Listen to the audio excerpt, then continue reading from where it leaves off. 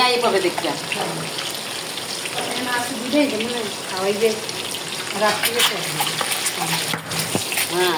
এটা মনে হয় ই করো নাই, এটা মনে হয়